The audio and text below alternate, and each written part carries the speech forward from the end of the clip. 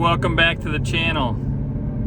Today we went and picked up a new project for the channel. I'm driving it home right now, the new project, and I am not sure if I made the right decision. Let me pull over here and explain a little bit more what we got ourselves into.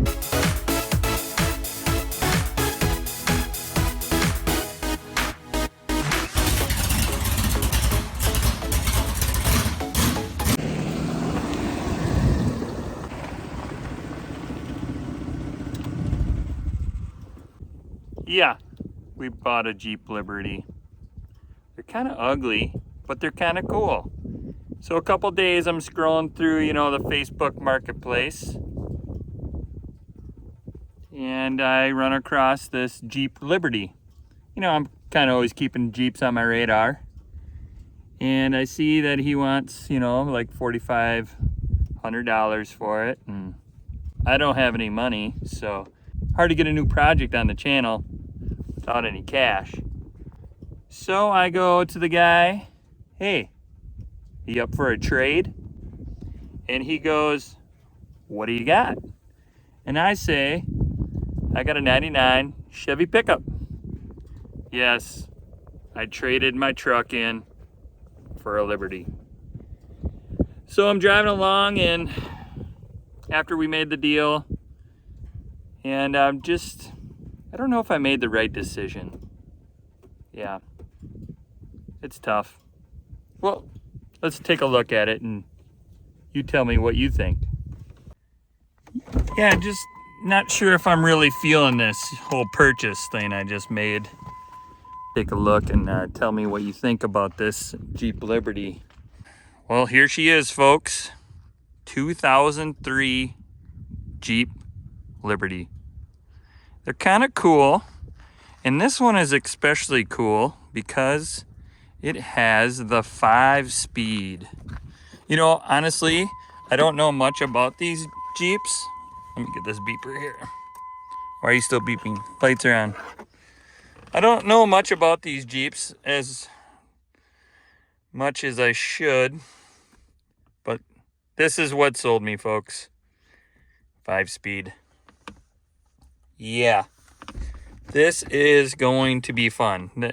That's the fun part about this. And it also has 4 low. So pretty excited about that. Honestly, you should before you purchase something, you should probably look under the hood.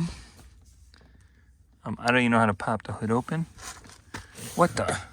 You guys might have to help me here. I've never even looked under a hood of a Liberty before. Ugh. Look at this. There she is. Big powerhouse. 3.7. Yeah. Pretty cool, if you want to say that. I have noticed. Ooh, there's pressure in there. I should probably have a rag before I do that. Yeah, so as far as what we're gonna do with this guy on the channel,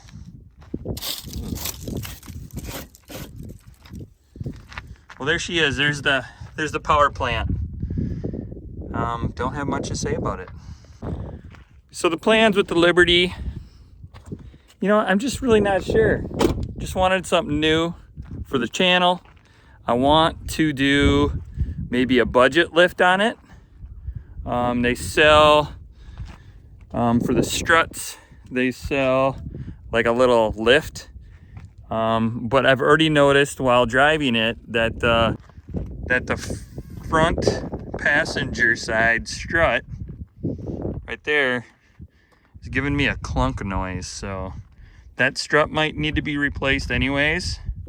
So it'd be interesting to see if they sell a lift strut to put in there. I know they maybe make some lift springs you put on the strut, but if the strut's bad, I don't know. Maybe we put a new strut in there for the front end.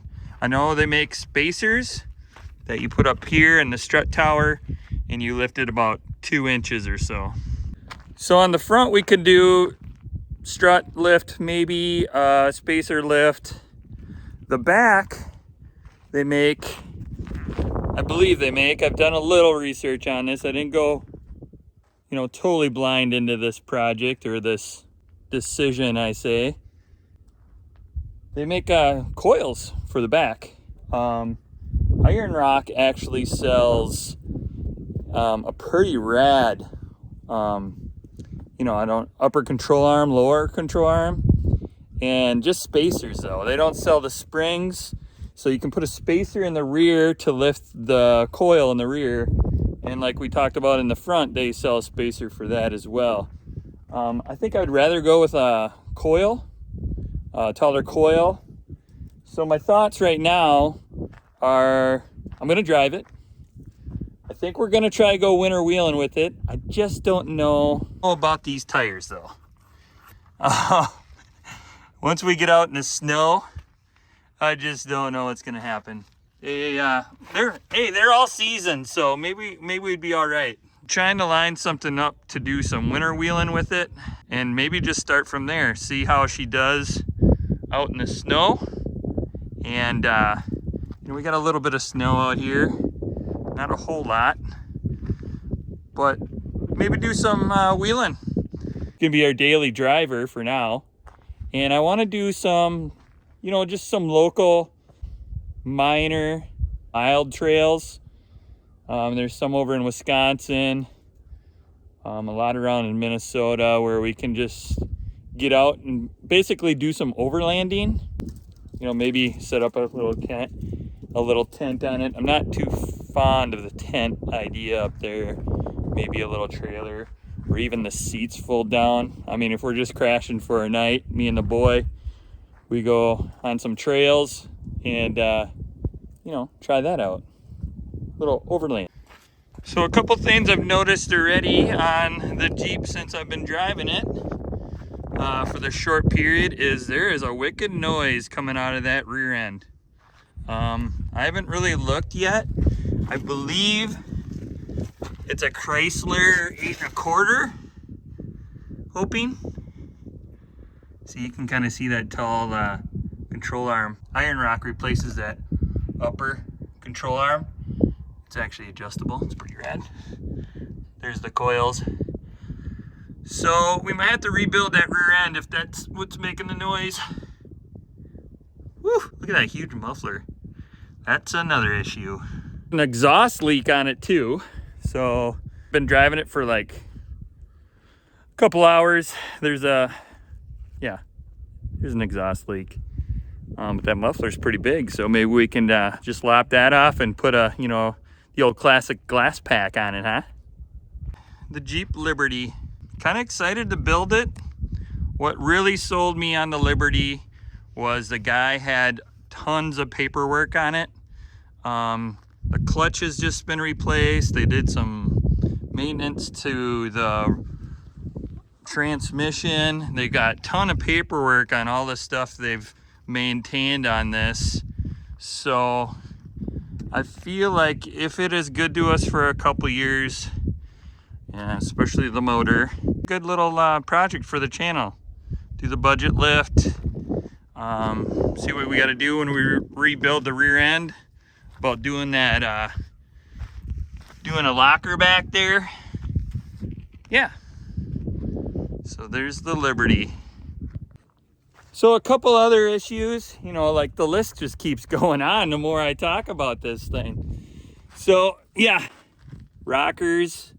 I rusted out on the driver's side. Isn't that crazy how it's always the driver's side?